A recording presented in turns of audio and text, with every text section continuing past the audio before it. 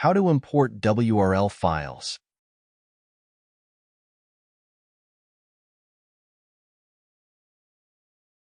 If the model is archived, extract the WRL file. Within Blender, go to File, then to Import, and select the last file format, which is the X3D extensible. Then locate the file and import it. If the file has been imported at a large scale, zoom out. To enable textures, activate the viewport shading in the top right corner.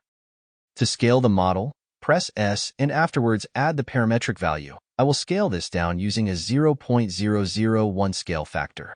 As this will make the statue quite small compared to the default cube, I will scale it up using a 10 scaling factor.